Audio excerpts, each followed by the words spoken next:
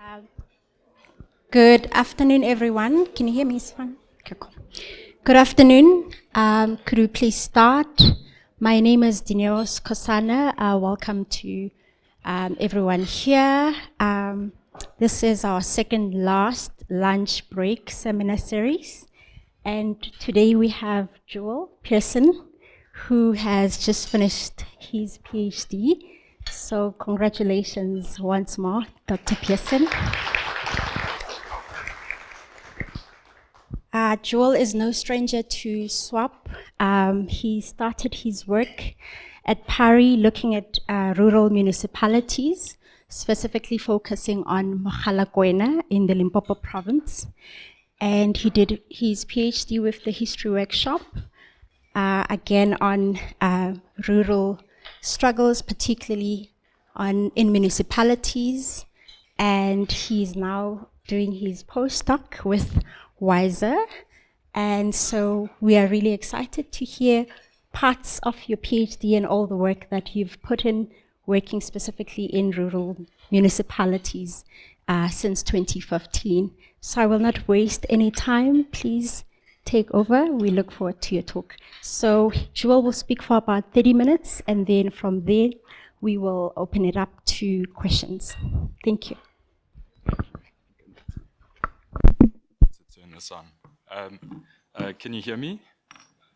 Okay, hi.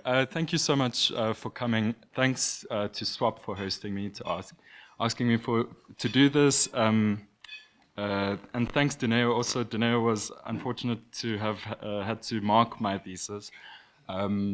So thank you for that, and thank you for passing me.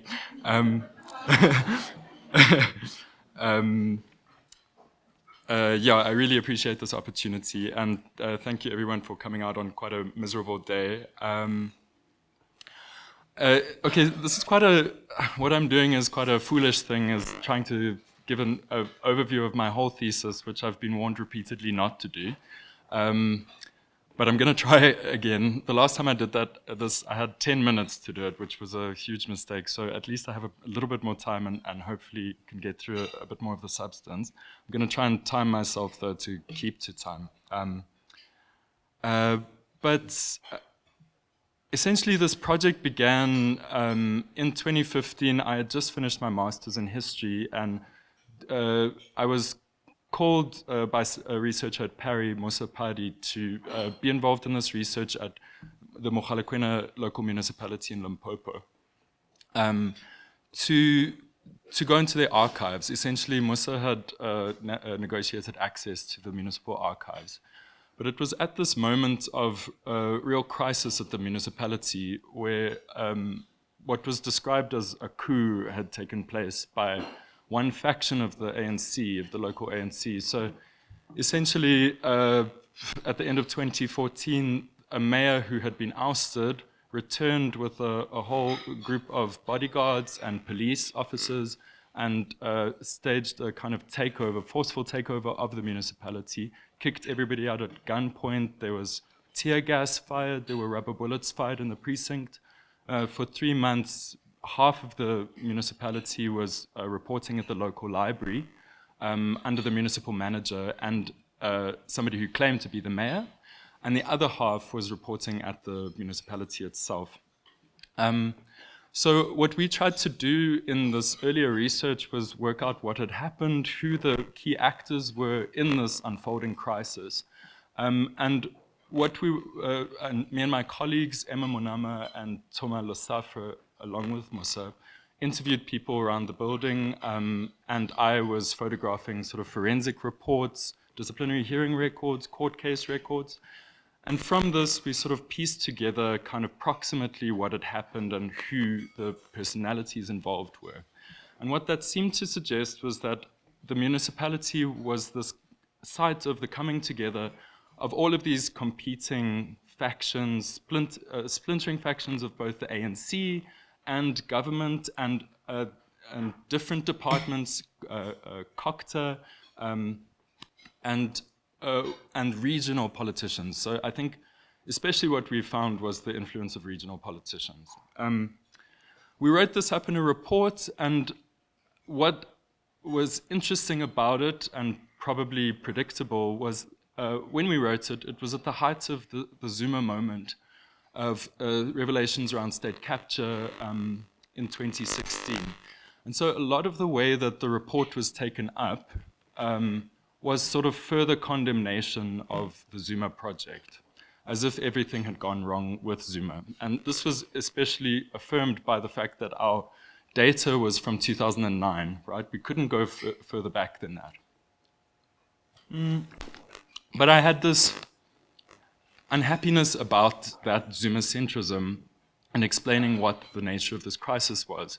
Because throughout our research, we got glimmers of the past, to put it simply.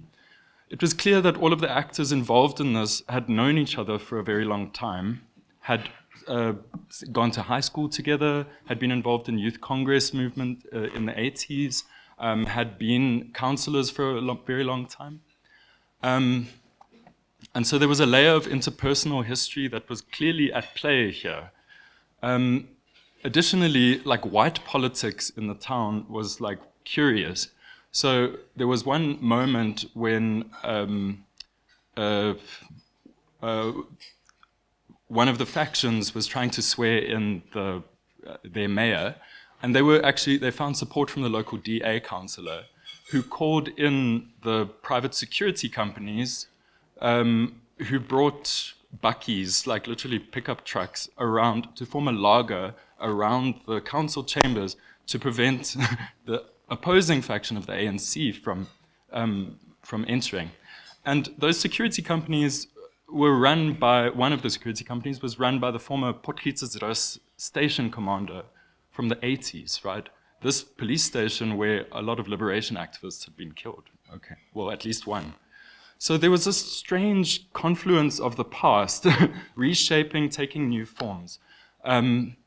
Additionally, it was clear that the spatial patterns of the Loboa Bantustan were still evident, actually. That the parts of Mogalakwena and the villages, the township of Mogalakwena, had fallen under Loboa in the past. So, and finally, like in speaking to municipal officials and going around with municipal officials to different villages, for example, they would give an incredibly layered account of how multiple histories were being laid on top of each other in this particular village, say. So we would arrive and it would be explained to me that this village was formed in the 1950s as a result of forced removals from another place, that the traditional authority had been enwrapped in a series of succession battles since the 70s, that this was the site of Satu's activism, regional activism, you know, and all the way through to the present about how, say, the difficulties of laying the water pipe now, about who all of the people that were coming together over the laying of a water pipe, right? The regional. Anyway, just as an example, sort of how it was clear that history and the present were so intermingled, and I needed to find a way to pick it apart. So what I did was go back to Mogalakwena, not as in the mode of the more investigative mode that we had been used to, and enter as a social historian, and ask people really open-ended questions, and in fact ask people about their lives, like undertake life history interviews, where I really didn't try to direct the flow initially.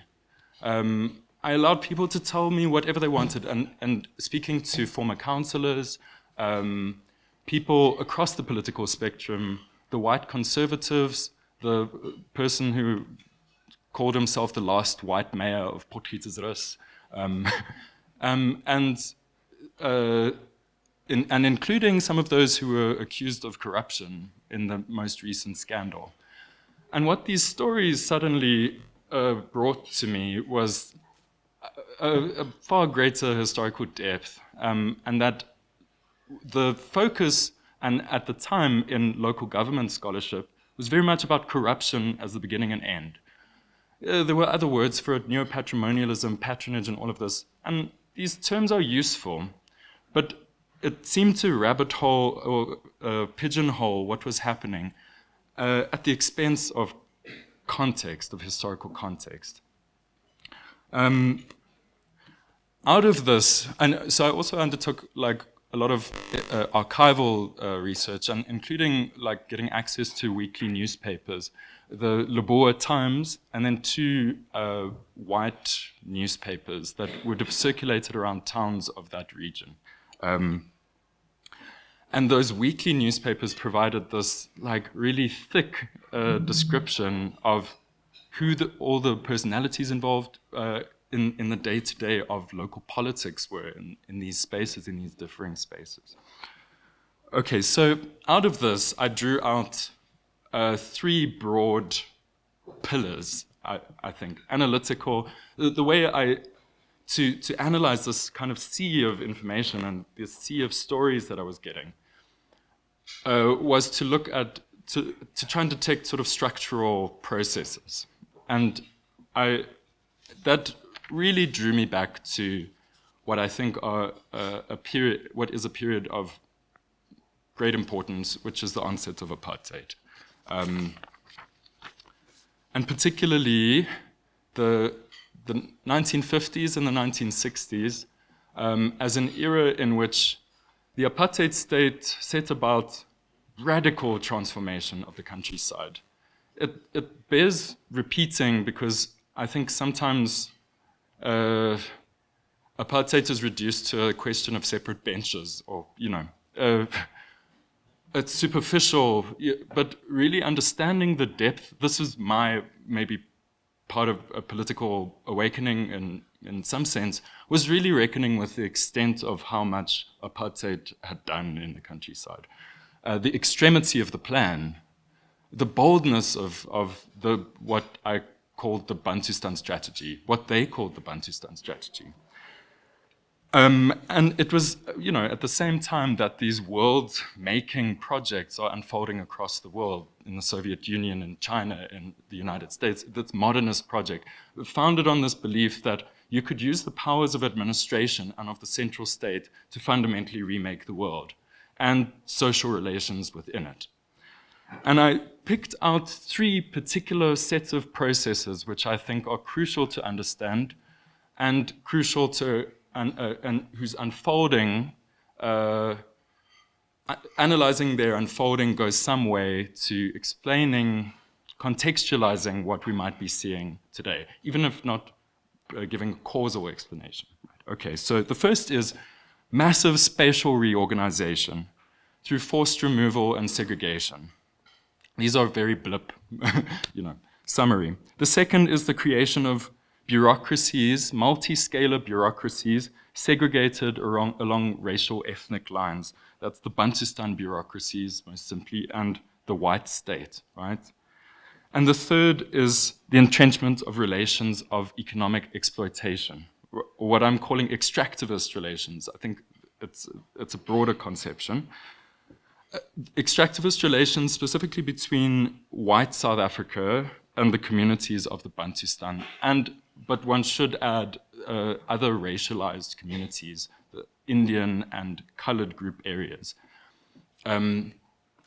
Just as a caveat also, I mean, many of these things were well advanced during the segregationist and colonial period. And so I do, you know, I'm not discounting that, but I think what just separates that 1950s is the degree of state audacity and capacity that you're seeing the growth of this, most prominently the Bantu Affairs Department as this kind of state within a state, as it's been described. Okay, so these three pillars of the Bantustan strategy were to be undertaken through this top-down action of the central state, but they were also intended to be mutually supportive. For apartheid administrators, space was to be bureaucratized, right? It was to be subjected to the gaze of the state at as granular level as possible. But the bureaucracy was also spatialized, in the sense that it was the bureaucracy that was put to the service of transforming and policing space. And that's really emblematized by the map. This, if you go, any scholar who studied settlements across South Africa will notice the pervasive use of maps everywhere in the apartheid project. And those spatial regimes and bureaucratic procedures were also put to the service of ensuring this continued parasitism of wealth and life from black areas without giving much in return. So let me go through how I think these processes unfolded in Mogalakwena and then unleashed forms of challenge, which in the end overwhelmed the central state and necessitated change. Okay, so let me talk about the period of broadly the 1950s to the 1970s. In terms of space, as I've mentioned, you have this massive reorganization of the countryside and settlement patterns, right? More or less continuous waves of forced removal. And the first wave of this is really in the 1950s, under the mantle of betterment, this euphemistic term that the apartheid and colonial states used, under the guise of ecological conservation and improving subsistence potential. You had radial patterns of settlements, so kraal arrangements uprooted and replaced by line settlements. Right? You have the enclosure of fields, fencing. You have the mass culling of donkeys and cattle in order to right size livestock. You have, as a result of these waves of forced removal, you also have massive expansion of village populations, the collapse of subsistence, more or less, and a deepening entrenchment of migrant labor relations. Additionally, in the midst of this, you have the watering down or diminution of chiefly authority, right? Often it's been emphasized that chiefs, through Mamdani, chiefs emerge as kind of decentralized despots. And yes, there are undoubted examples of autocratic chiefs, but often it's taken without consideration of the context over which they were ruling. And what it means when you have a massive collapse of subsistence, a shortage of land, and massively expanded populations, is you lose the control of some of the basic rhythms of everyday life and the social base of authority. So while this is happening in the chiefly areas, broadly construed, you also have, over the process from the late 50s to the early 1960s, the whitening of potgietsersrus, right? So-called whitening, right? So the removal of an old location, which used to be where black residents lived. It used to directly abut the town. I mean, you can see that black square at the bottom. That's potgietsersrus, right? So it used to directly abut the town, and people were uprooted and moved 5 kilometers over into the imaginary border of the Leboa Bantustan in a new settlement called Mogalakwena, right? Which was sort of trumpeted by the apartheid state as they called it a Bantu town, not a township. They sort of celebrated it as a space where black people could own land, the only place that people could own land in the country. Right? And they spoke about fostering a middle class, a black middle class, where people would use their own post offices and become entrepreneurs, and this very kind of idealistic, vision of Mogalakwena. As you'll see, though, it functioned. It was functionally a township. It remained functionally a township to the white town.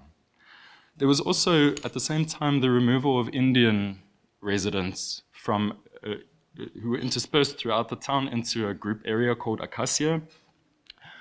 So-called colored people were removed from the town completely and moved to Pietersburg, 45 kilometers north, now Polokwane, in a suburb called Nirvana. In addition to this, like, central state moving down and whitening the town, you have what had always been a very conservative town, a hardening of everyday forms of racial policing, right? So there was a bell that sounded outside the police station at 6 p.m. that everybody had to leave, black people had to leave the town. And in addition, what I almost talk about is horizontal policing of whiteness too among other white people. So frequently what would come out in interviews with other white residents was how they kept each other on their toes to make sure that they weren't infringing on segregationist laws. One example where somebody's gardener's son got in a swimming pool, they invited him in the swimming pool, and cars stopped in front of their house and then went straight to the business because the family ran a business. They were Greek, and threatened to boycott the shop if they didn't get the little black boy out of the pool. So these everyday modes of white policing were like really prevalent. In fact, as an aside, the Greek people weren't considered fully white themselves, and were subject to their own forms of social discrimination. But in the midst of this kind of idea of like a whites-only utopia took root, where like almost white people spoke about their town as if it was purely built on the basis of their hard work, and completely disavowed kind of a dependence on black labor, purchasing power, and as I'll get to later. But this idea of this whites-only utopia was such a powerful political motive force in white politics, and it has remained so. Okay, so if that's space, then additionally at the same time you had the building of administrative structures that were both carrying this out and then sort of containerizing forms of control, right? So the first rung to be meddled with, transformed, was once again the chieftaincy, which came to be molded into the tribal authority by the 1951 Bantu Authorities Act, right? And you know, many people speak about the act and how it imposed, how it forced chiefs to impose betterment, so all of these enclosure processes that I was mentioning. But another element of it was that it was also supposed to transform the chieftaincy into a kind of administrative machine, an information gathering institution, which would record deaths, births, age, these sorts of things. It was also obviously meant to collect levies and taxes from local people. It was meant to, they were forced to hire a bookkeeper, a treasurer, a secretary, and the tribal authorities were to be inducted into this annual ritual of auditing, right?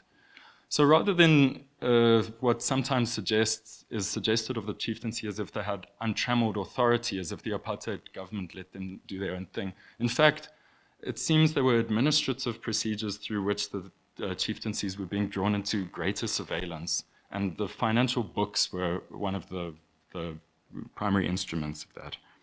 But the tribal authorities were also the lowest rung of what would be this kind of multi-scalar government that was built iteratively over time. So you had the building of regional level forums, institutions, and then obviously the Leboa Bantustan departments. That was situated first in Seshego and then Leboa Gomo, so some distance away from what is today Mogalakwena and the chieftaincies. What that meant was that chiefs are now answerable to an almost invisible bureaucracy that's operating far away for some of the basic determinants of everyday life, right? You had the departments of agriculture, the departments of public works, all of these, you know, there's these letters that the chiefs are saying, please can we have the road graded?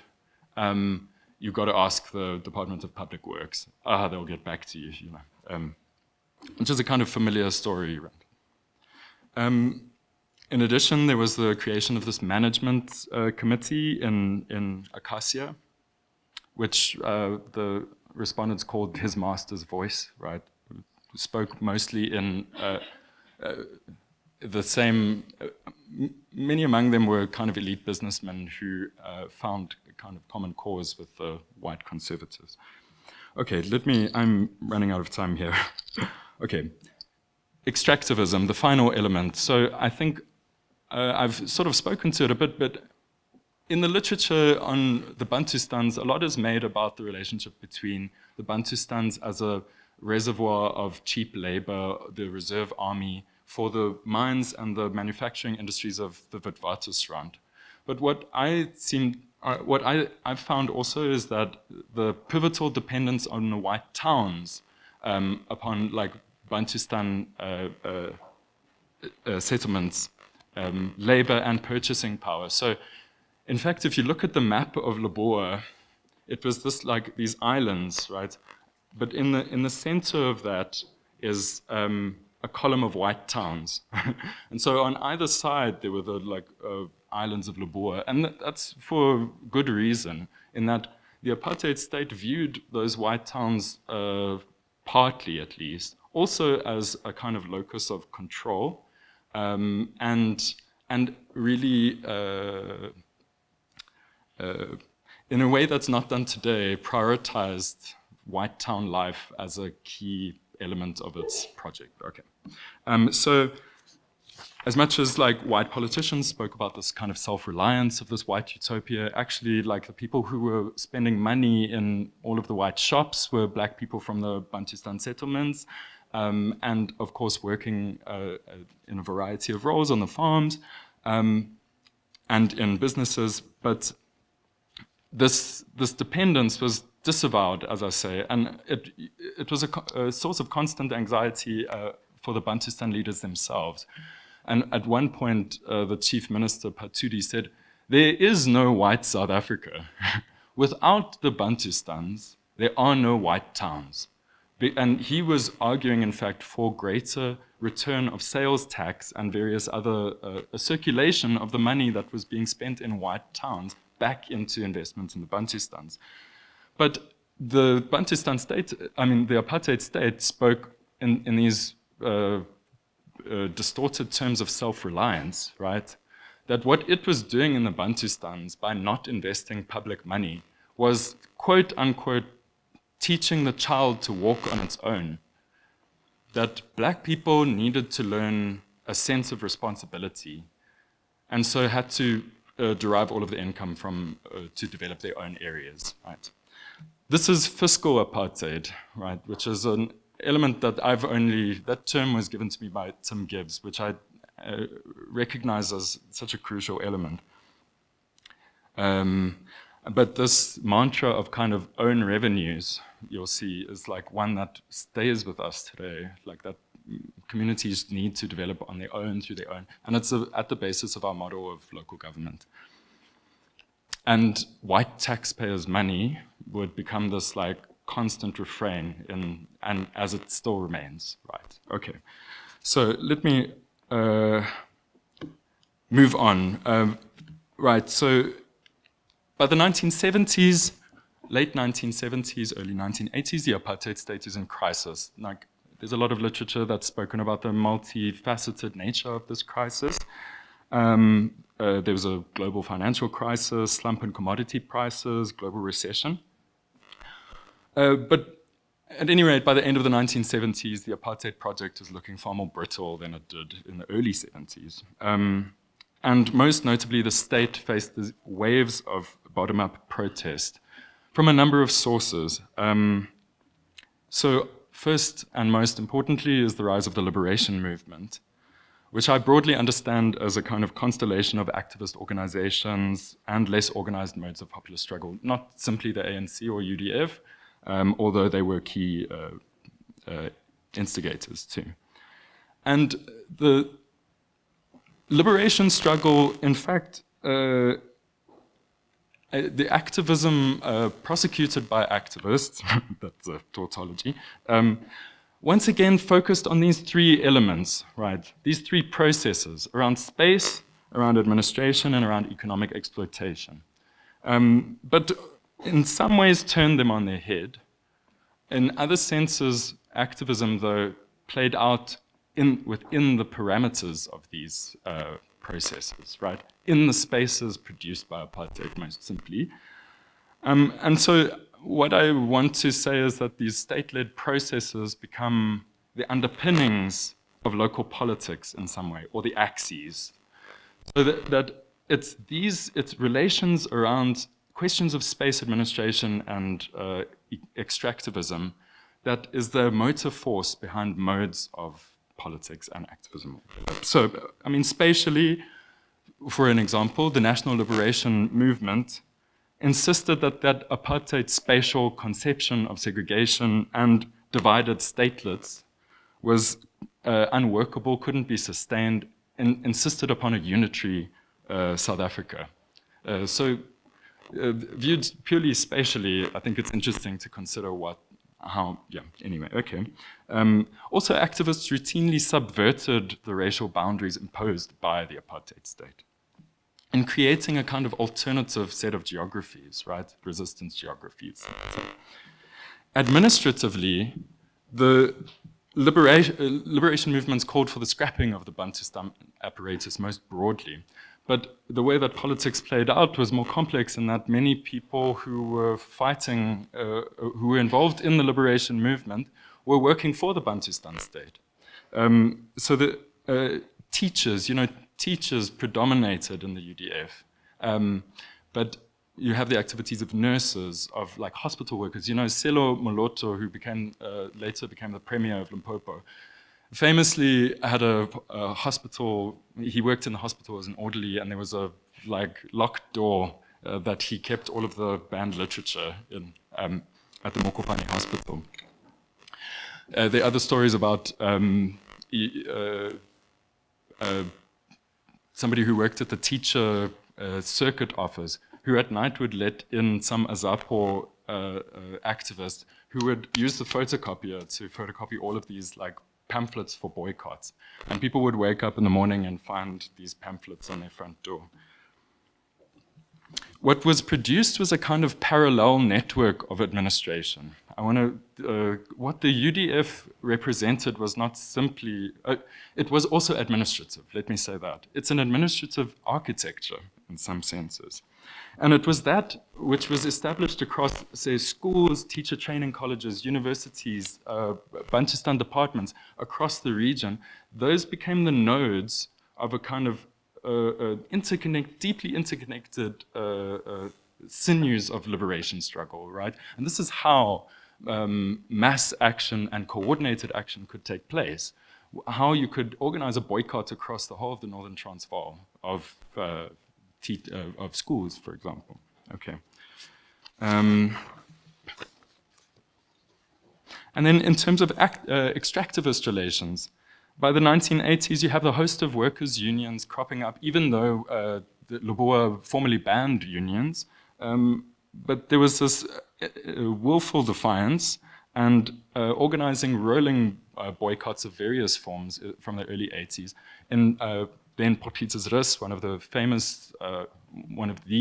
moments of local politics, of local resistance politics, was the OK Bazaar boycott in 1985, where Kawusa, the Commercial and Catering Allied Workers Union, with shop stewards who were tellers at the OK Bazaar, including tellers, organized in conjunction with UDF Congress activists, young youth Congress activists, a boycotting of the OK Bazaar after a policy was instituted that black customers would be frisked by the security guards. And it began with sort of telling customers, when you go into OK Bazaar, stand in the white queue, see what they do.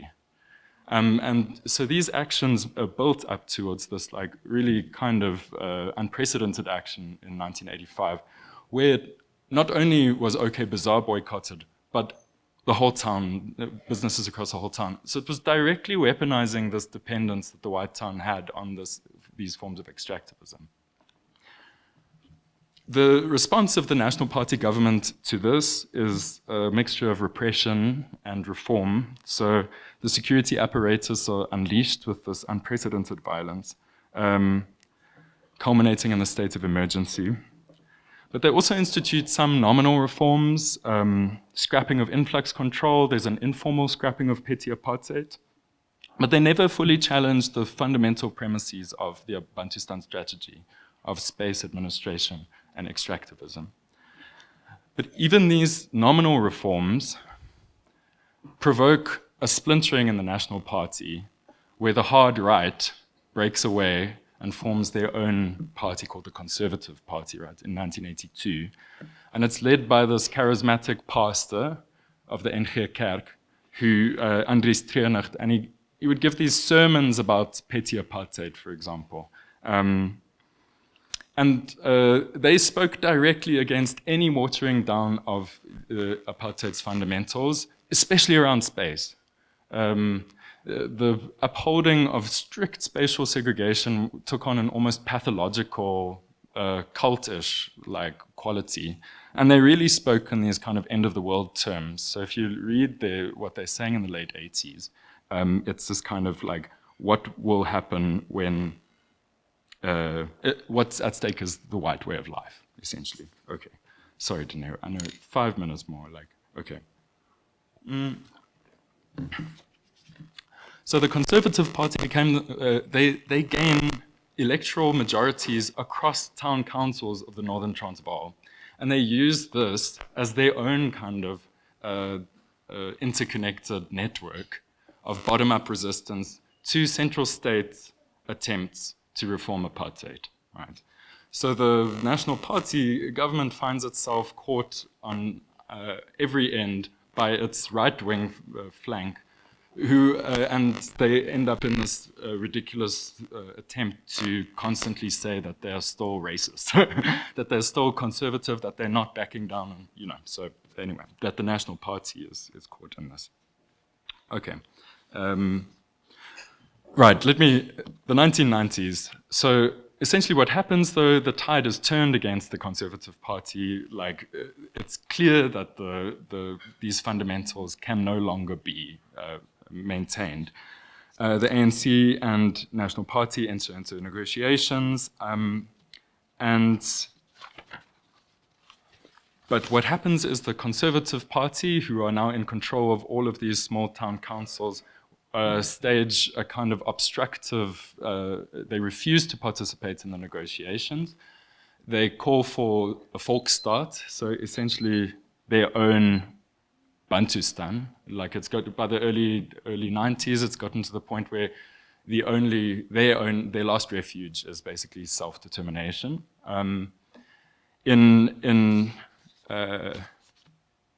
Then Portretesris, you have the rise of these kind of vigilante attacks. So as you have slow processes of desegregation, for instance, the government announces that black patients can attend the Voortrekker Hospital. In response, local members of the Conservative Party, including members of the municipal administration, launch these kind of vigilante they protect the hospital with radios, and there's a bombing of the Andries Pretorius, who's a doctor there, had his practice petrol bombed. Actually, one of the Let's Pretorius, the guy who was like one of the ringleaders, would later be arrested in 2003 because he was part of the Boeramach trial, Boeramach plot that tried to kill Mandela by laying a landmine on a road on the way to him opening a school. And he had actually induced his 3 sons to participate with him. Okay, the Conservative Party refused to participate in the negotiations, but they did participate in the local government negotiations, believing that they could get concessions for self-determination there. And what they did get was an agreement that in the transitional process at the municipalities, they would basically have veto power over the most important decisions of the day, including the budget, right? That they would be able to veto the budget. And in Mokopane, what happened was there was a budgetary crisis because the ANC who have now entered into the municipality, into the transitional local council, are putting forward proposals to bring development to the villages, to share some of the money, some of the municipal budget to bring development to the villages, which the Conservative Party vehemently blocked, right? Insisting that, once again, white taxpayers' money wouldn't be going there. And yeah, so ultimately the Conservative Party is shuffled out of government by the 2000s. But what you have is a kind of the neoliberal statecraft and moving in. So while the central state is got a whole lot more legitimacy to impose bottom-down action to redress some of these three fundamentals, the mode of state is an emaciated, market-driven, and local government model that insists that, once again, revenues need to come from the ground, from people on the ground. Okay, wow, I've gone way over time. But I think essentially what this is that the ANC is entering in, they have this Masakane campaign where like essentially encouraging people to pay for services, which looks and sounds very much like what the Conservatives were saying. All right, I think I have to stop here because I was going to talk about sort of the present day, and I'm sorry I've just gobbled up all the time, but I do want to show you some photos very briefly, just to give you a sense of what we're dealing with. Okay, so these are aerial photos taken of the Voltaine chieftaincy, which was a neighboring chieftaincy in Mokopane, in Potgietersrus, and this is from 1953. This is from 1963, so you can see what's happening is the laying out of Mogalakwena on the left-hand side. And the village, more or less, is looking the same. By 1970, you have these grid-like patterns of settlement, so those radial patterns are being replaced by these grids. By 1987, you can see this densification, and this is a traditional authority area, so considering what this means for the chieftaincy, all right. It's just one element of space. This is a picture of F.W. de Klerk in the midst of the early 90s when there's the battle between the far right and the National Party. And he was actually meant to speak in Ventersdorp, and he was escorted by police. And you can see there's a National Party, and it's got like a communist hammer and sickle. So this is what the Conservatives were saying, that the National Party were... This was a full-page advertorial taken out around the referendum. So in 1992, a national referendum on whether or not, amongst white people, on whether or not to continue negotiations was put up. And what this says is, with whom is the Conservative Party always of one mind, in the same beanie? And so what the National Party was trying to do was tie the Conservative Party to the extremists. And right at the bottom, you have Eugene Blanche, who was head of the AVB, with Andries Treenacht, and it says, not just family, blood brothers. Vote yes.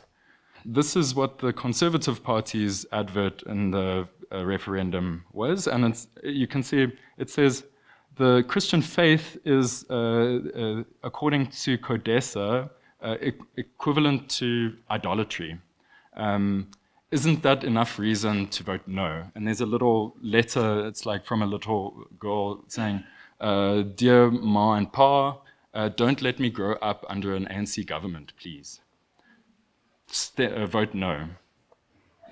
Okay, this is another advertorial, which is in the early 90s, the apartheid state, the Transvaal Provincial Authority, is encouraging people to pay for their services.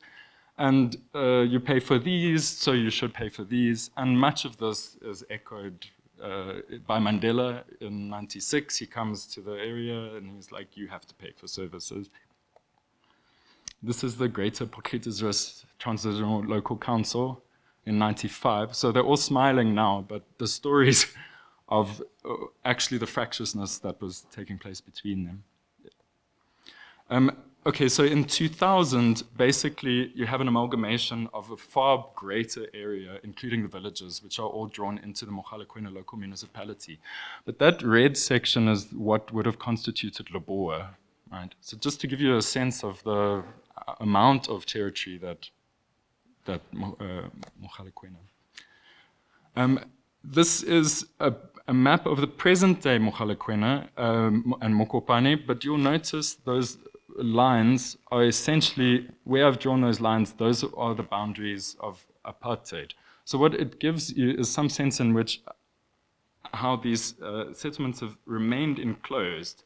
And it's a key question about like traditional authorities, no land being added to. This is one of these very scattered settlements. Gamulekwa this is one of the outcomes of the kind of apartheid space forced removal, is that you have these kind of unviable communities that are far, 80 kilometers on a dirt road, far from town, where there's really just no access to livelihoods. When people moved here, cattle died from the weeds that were growing there, and it's just impossible to cultivate anything there.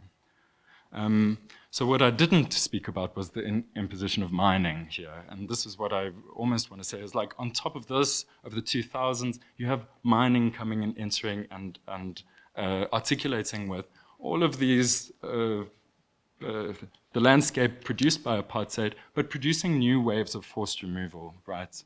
And this is Mogalakwena is home to one of the richest seams of platinum in the world. And so you witness, this is what it looks like from above. And those settlements on the left are Mapila, and basically that wall is growing.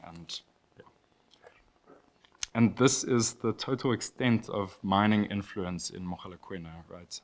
And it covers most of it. And finally, these are the pictures from that sort of meltdown in 2014. And that's the mayor being escorted in, right? My point was not that this isn't profoundly damaging, but that when you start to understand a bit more of the social relations and context within which it plays out, the focus, that single-minded focus on the actions of these individuals is clearly too limited for understanding what's happening. Okay, my apologies, and thank you for your forbearance, and I look forward to any questions. Thank you.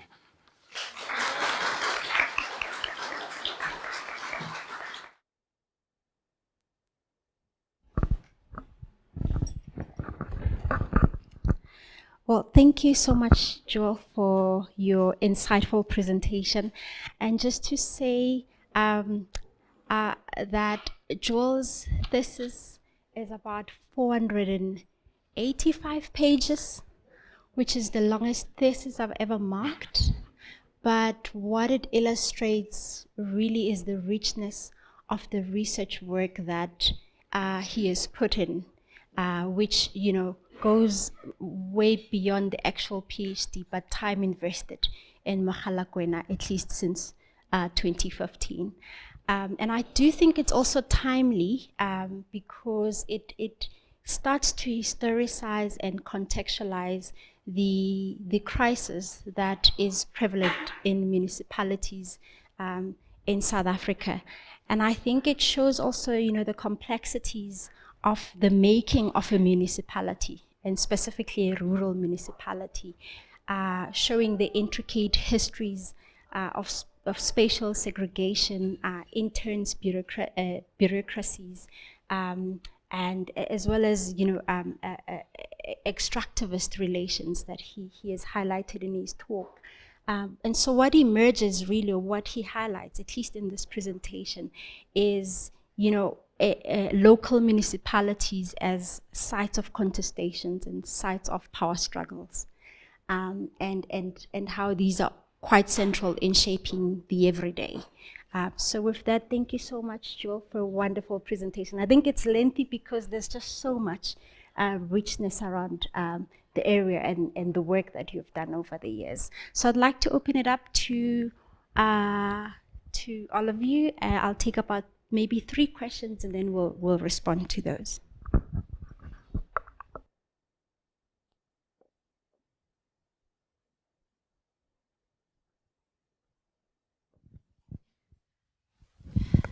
Hi, Joel.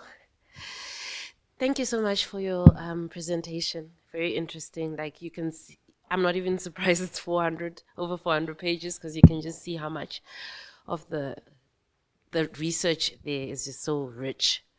And I've got a question. Well, I think obviously because you ran out of time, because I was interested to understand the continuities that you're talking about that are now showing in the present day. And I was wondering also how much of the self-independence of that Bantustan also contributes to these continuities and the antagonism in the state politics of the municipality. I was also wondering, my last question is on the spatial identities of the people who live there, like their individual and their collective identities, if any of your work touches on that. Thank you.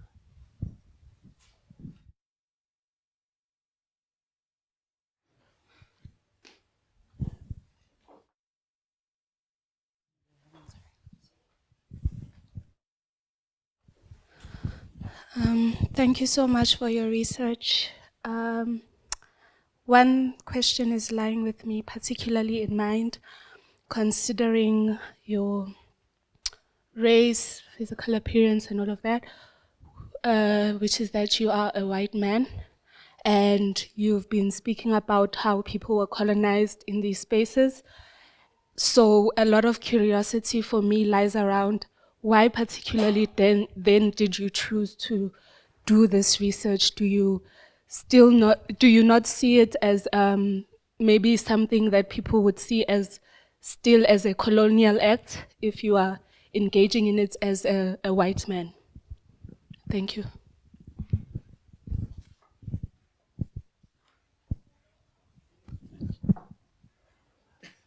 I'm curious about, well, basically I want to give you an opportunity to say more about the stuff that's in your thesis, but specifically about land deals and the mining that's going on around there, because you mentioned a lot of the politics that goes on around this area, but a lot of that's got to do with access to the wealth that it comes out of this land, a lot of which is on the Leboa side of the border.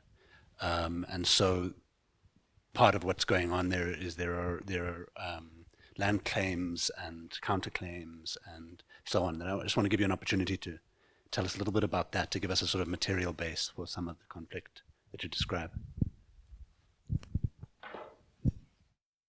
Okay, thank you. Tricky questions. Tito, okay, let me start there. Like, I guess part of it is not to impose just a kind of simple argument that everything that's happening in Mogalakwena today is as a result of apartheid. I guess the continuities are, the overall continuity for me is that space administration and extractivism remain the key determinants of politics, right? It's not that space and that those two things have remained unchanged since the end of apartheid. But there are obvious physical continuities. By far, as I sort of showed in that picture of how little really the settlement borders and boundaries have changed, the kind of the landscape, the physical landscape, is very much largely unchanged from that which was kind of bequeathed by apartheid and the Bantustan forms of. Not to say that there haven't been, so there's been RDP projects, there were a number of, since the end of apartheid, and there has been some deracialization of the town to some extent, although white politics remains very segregated, and it's still narrated as a space of, that is segregated, you know. It's just taken on a different form. It's not the whole town that's segregated. It's now institutional pockets. It's now schools. It's, you know, so those things have really continued. In terms of administration, you know, so there was a fundamental change brought about during the 90s with the amalgamation of these institutions, which is really important to recognize. But I think, and to come to your thoughts about like collective identities and this sort of thing, I think that the processes of amalgamation have not produced a singular Limpopo-oriented or like understanding of like the province as such, but they are very much like, and it would need to be tested empirically. I haven't got that, but about kind of the long lives of Bantustan and apartheid bureaucracy and those processes of amalgamation and those networks which live on. I think in terms of continuities, the one that I was trying to really draw out is that it's not simply about the actual physical institutions, but also about institutional processes, protocol, procedure, bylaws. Like when we're talking about that's where apartheid still sits in some ways. And I guess there's this insistence on own revenues. And entrepreneurialism is the other one, which I think is a major like continuity with the Bantustan state. In the absence of revenues, this discourse of entrepreneurialism becomes how we will get out of poverty. And I think that largely remains in terms of the like local economic development language of local government. I guess what I'm also trying to say is that the state has always been in a state of crisis. That there wasn't ever a moment. I mean, some people attribute the post-apartheid municipality as being in crisis, but I'm trying to say local authority in these areas has always been beset by an impossible set of cards that it's been dealt. And a lot of that is the kind of eggs that apartheid smashed and couldn't get back together. I mean, part of this is not a master plan going according to unfolding seamlessly. It's like the master plan unleashing untold sources of crisis that the central state is unable to deal with. And I think we're dealing in some, to be like indulgent about my theory or whatever, but that like there's some mirror of what kind of happens where you have the post-apartheid state, strong central authority. It is taking on its democratic project is strongly top-down. In a sense, that constitutionalism is a top-down project. Not simply, but I guess there's a hope that constitutional ideas will filter down too. And anyway, human rights, and it's a theory of change which really says that the center can drive it. And I think part of what's been unleashed by that project, put on top of the results of apartheid, is new forms of bottom-up contest, right? Which I think maybe we're sitting with today. I mean, uncertain. Okay. I think there's important continuities around who it is that staffs, like literally the personalities who were involved in politics, they are continuities. Many of these people, I mean, the last mayor of Port Elizabeth that I mentioned only retired in 2018, and he remained a councillor throughout.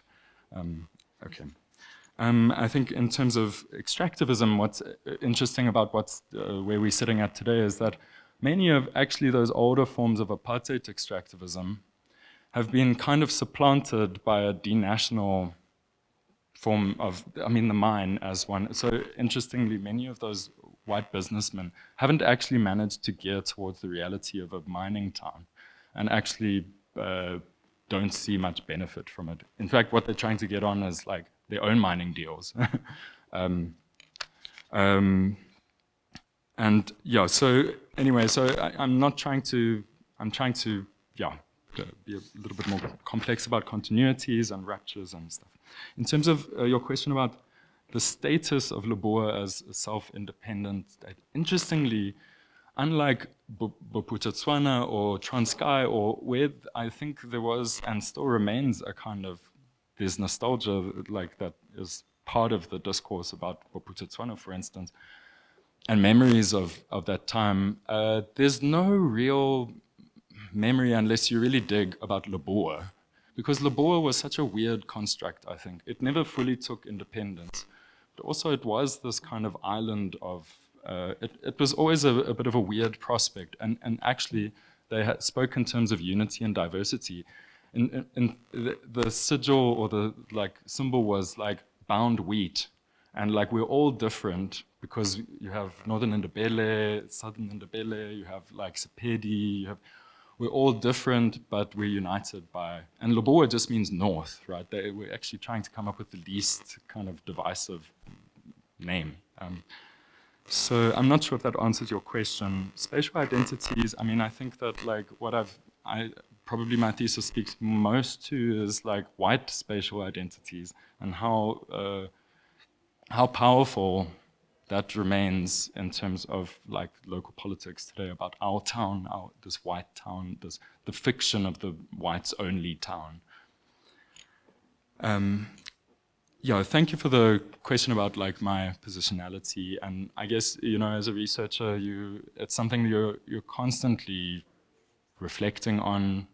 Is it, what stories are my stories to tell? What stories are not my stories to tell? And that's a balance which I think in the context that we live in is only ever imperfectly navigated. I think, so on the one hand, yes, I think definitely our enterprise really does reproduce colonial modes of knowledge production. I think what I've tried, I think I've tried to create networks of participants that hopefully can see themselves in the research and returning the research to them and maintaining that conversation. I mean, that to me is like the most, what the people I write about, what they think about what I've written about.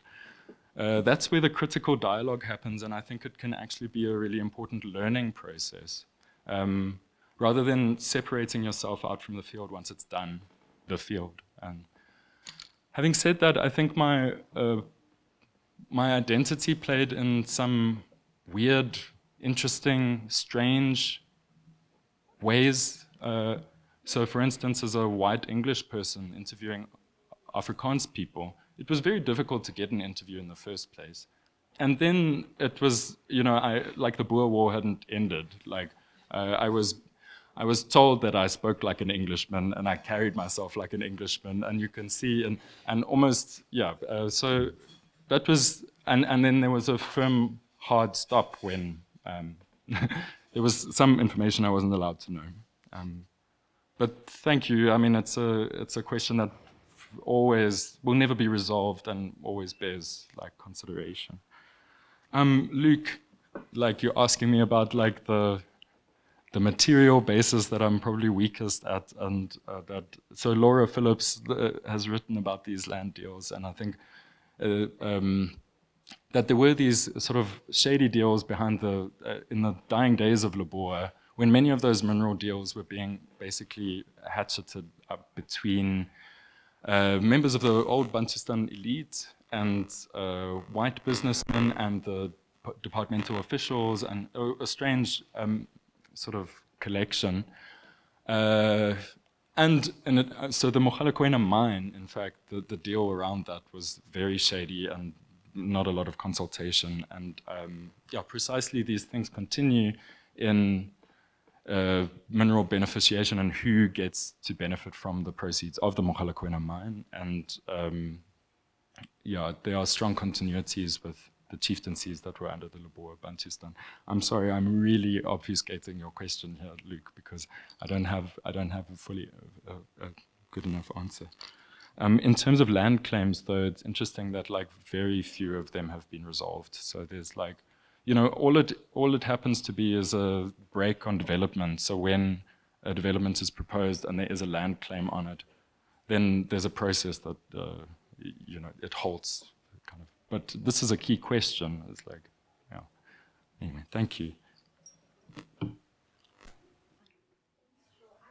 I do think that Joel really deals critically and carefully with his positionality in writing the thesis. And I think that's what actually makes him one of the most outstanding researchers, particularly looking at local histories, because he's much more aware of his position.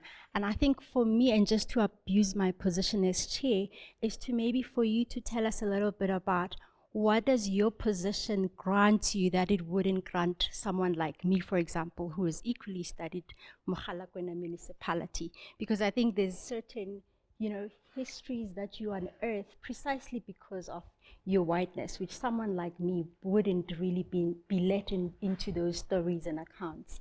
in the making of the town. So it would be lovely for you to share that. And I think you really do fantastic in thinking about your position. And well done on that. I'd like to take another round of questions and then let you respond afterwards. Is there any question? Burning a hand? I see a hand at the back.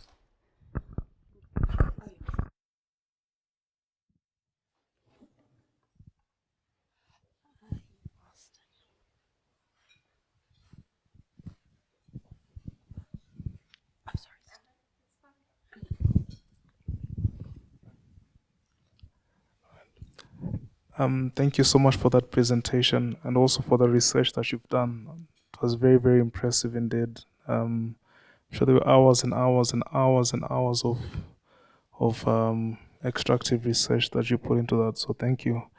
With myself, I actually lived in Polokwane for probably half of my life. So I'm pretty familiar with the municipalities that you actually spoke about. Places like Tsanin, Palabora, Polokwane, Mokopane, and those areas. Just going back to the issue of speciality, I just wanted to find out. You did mention in your presentation that apartheid and of course its rural local governance at the time heavily influenced geographical spatial distribution of peoples in terms of the particular areas that they were forced to stay in. And you spoke about the Indian communities being driven to nirvana. I noticed like with the colored communities, they were pushed.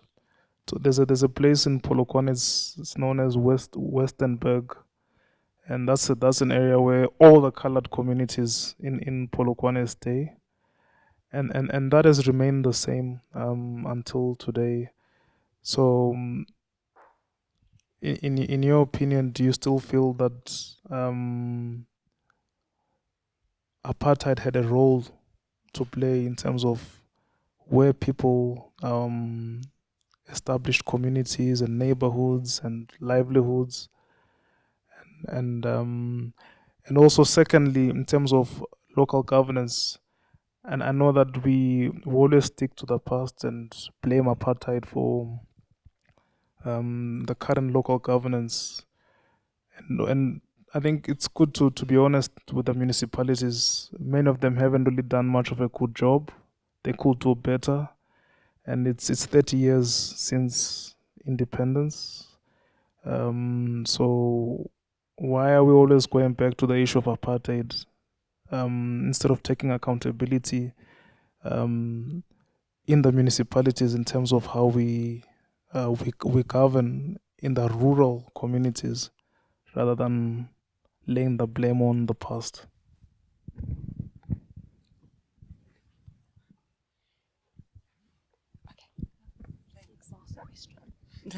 Thanks, Joe, for the really excellent presentation and untangling what are really complex issues for us in a very, very clear way. I just wanted to ask you to say something about the term economic extractivism that you're using. I see you've written a little bit in the paper, but if you could say more about why you've chosen this term, and linked to that, if you could give us a sense, and it relates to the issue of mining, of the changes in the kind of local economy of the area. You've spoken about the white town, but not very much about the farms and how that economy may have changed now with the kind of all the mining that's happening in the region. I'd just like to ask you about, you spoke about activists coming out of the Laboa bureaucracy. And what has happened to those people, and are they in any way involved in any kind of transition? and what kind of role are they playing?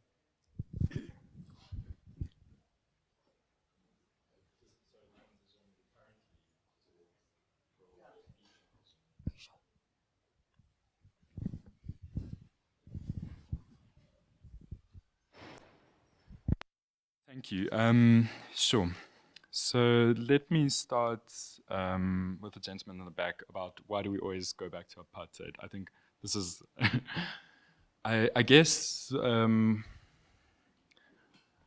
question of blame or whatever is, it's one that seizes us often, rightly, like there's a sense of justice and there's questions that need to be answered. And I guess I'm less interested about blame than about analysis and trying to say, it's not saying that we are crippled or bound by apartheid's legacies or whatever it isn't, as if we're haunted or there's a dead hand of apartheid, but rather that what apartheid unleashed was a certain set of processes, and that those processes didn't remain the same, but around them they drew in relationships, people, institutions, right, in ever-changing configurations. Okay, so in some ways, it's trying to I'm trying to twist out of the legacies literature, and I'm trying to say how are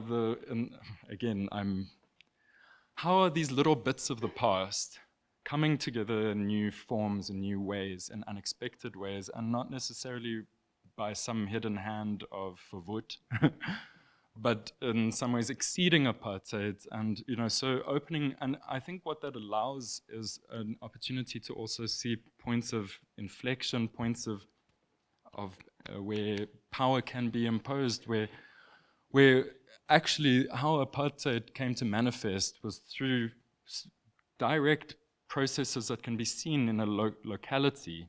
They're not these abstractions. Power doesn't operate according to these abstractions. They're being materialized actually where we live, in front of our eyes. And this is very abstract. I realize I'm sounding abstract, but in some ways that to me is empowering because it allows us to see, okay, that group, that network, they are responsible for perpetuating, because processes have to be actively perpetuated. They don't just come to us from apartheid as again dead. There are groups or networks or power relations that are keeping them alive. And so the question is, what is keeping alive the fact that the boundaries of the traditional authority outside Mokopane are still the same as they were in the 1980s? Who's responsible for that?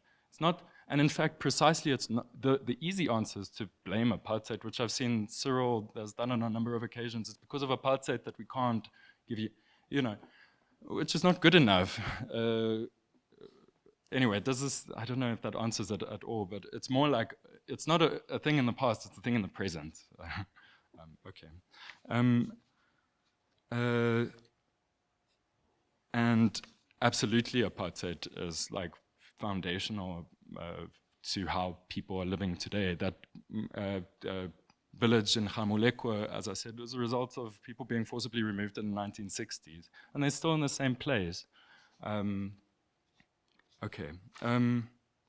Ariana, extractivism was the last concept that I came to and probably the weakest developed. And for me, I had been playing with the idea of like development as the third, or separate development, or segregationist development, whatever, in a way that I was trying to capture what the model of development pursued in the Bantustan was precisely about draining wealth in order to, this was and then in expecting people from whose wealth and life you've been draining to support themselves. Which I think was, it's rule by abandonment. It's like totalitarianism through abandonment. But what I struggled with was then transferring that concept to the post-apartheid present, because I didn't want to describe what we're still going through as separate development, because there has been a fundamental change in many of the government precepts about. Right? But what I wanted to capture was most simply the draining of wealth and life from areas, and fiscal apartheid, which is sort of I'm putting underneath that. I came to extractivism through the mineral extractivist literature, which in fact was saying we need to move beyond mineral resource extraction to consider the ways that capitalism is draining other kinds of value, including time, including livelihoods, including family coherence, including it's a much broader affective domain. And I weirdly in the Mogalakwena story, it's almost somewhat in reverse in that there's these extractivist regime where apartheid had set in motion these channels to drain wealth and life and value from communities, and then overlaid upon that history is mineral extractivism, which comes later, which and not a neat continuity. It's like profoundly different. It's profoundly denationalized. And to get back to the point of about what the broader influence of mining has been in this economy, it's like a largely mechanized mine, especially in its first formative years. It was almost entirely mechanized, right? What jobs have become available are cleaning, security contracts, and other clerical staff, which is a very limited and rotating set of jobs. I think it's had a complex set of opportunities. It's allowed a complex set of opportunities for some of those who have been able to capitalize on those tenders for cleaning, security, and many of those tenders have gone through structures of the ANC. So the mine has clearly made available the dishing out of these tenders to ANC structures, and some people have used that as really startup capital to form quite successful businesses, especially construction businesses. I think construction is gold if you can, that's the top priority, right? But maybe not answering your question, but there's another dimension of extractivism which is also unfolded here, I haven't spoken about, which is supermarkets, which is malls, which are really another kind of extractive infrastructure where, like, Pick and Pay, when you spend money in Pick and Pay, it's like some of it is going to wages, but a large amount of it is going to their head office in Johannesburg. So I felt that extractivism was capacious enough to hold all of these diverse kinds of relations that I'm talking about, but maybe it's too non-specific, and maybe and I, to be honest, haven't engaged deeply with like the critiques of extractivism, and I think that I should, and I'd be interested if you have thoughts about that. And then the last question, in terms of like what has happened to those sort of activist administrators, and I mean it's one of the most fascinating stories in a way because, for example, like I interviewed the former chief water.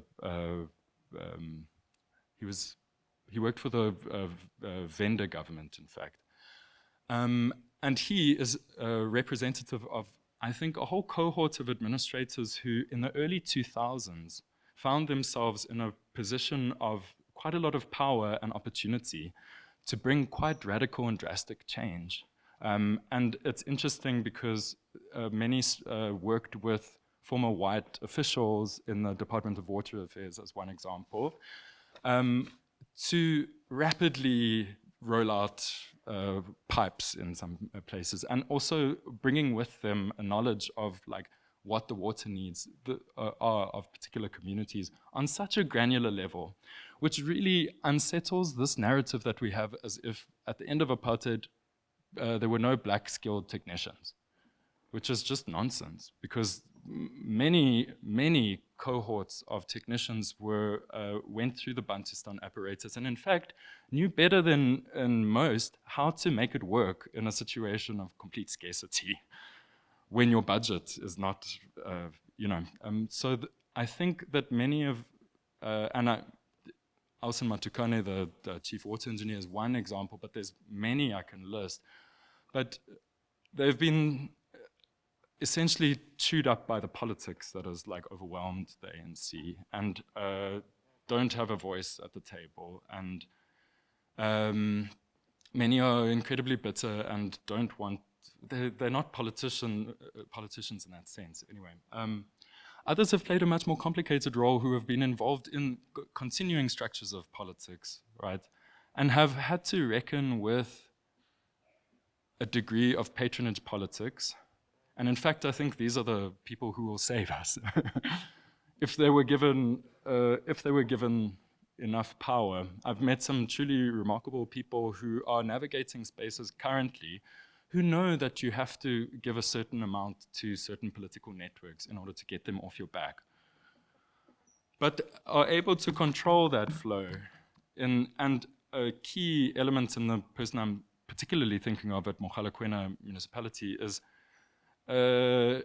he's definitely driven by a developmental thrust. I mean, he lives and breathes like the crises of water, and this is the stuff that like keeps him up at night. And he desists, he doesn't want to be a municipal manager because it's a temporary contract role, and people in that position are constantly being churned out. But he was made acting municipal manager when the list had been exhausted and nobody else wanted to do it. And so he hesitantly stood up. And he said the reason why he was able to survive it was because he knows everybody. And he knows who's talking to who.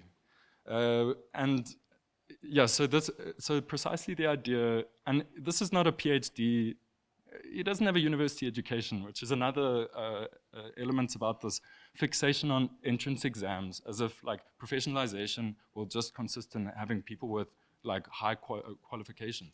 I can tell you that the chartered accountant who was deployed from the West Rand municipality to Mogalakwena didn't last 2 months. And who did she come to speak to every night and force him to stay away from his family to ask him, who's who? Who's that? What should I know about this water deal? This guy who's been working at the municipality for 20 years. Anyway, so I think there's an interesting space of those bureaucrats, and I think that they are highly constrained, and I don't want to romanticize the politics of the ANC as like anything but regressive in many ways, like what is happening and the kind of daily violence that, you know, there's been a number of political assassinations in Mogalakwena over the last few years. And then finally, to know maybe about like what my positionality has opened up has been, sometimes the way that you're taken up is a really mysterious thing.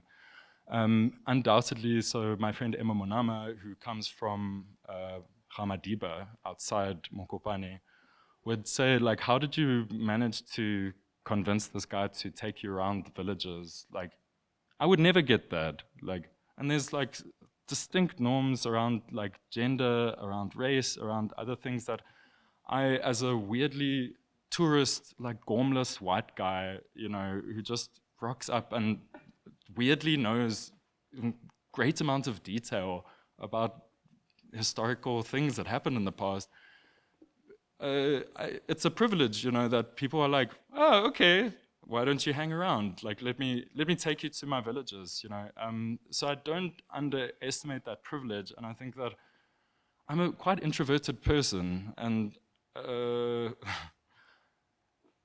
so I'm trying to use this privilege to do that, even though it's not in my best, or it's not my nature to like just be very outgoing and just introduce myself to people off the bat, right?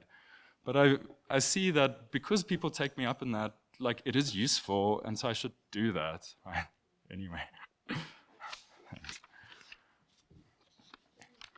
Thank you so much for a very insightful presentation and for sharing your research. And thanks to you all for an enriching conversation. And I hope we continue to have it outside. And just to say, Jewel's working paper is here. It's really beautifully printed. Please pick it up. And then some of our working papers are outside. And also just to announce that we have our final lunch break on the 18th of October, and it will be at Hofmeyer House. So with that, Joel, thank you so much for your time, for coming in on a Friday that is not too sunny, and sharing all the enriching work that you've been doing in Mogalakwena. I think it truly speaks to the current context, as the gentleman had raised. With that, thank you so much and have a wonderful weekend.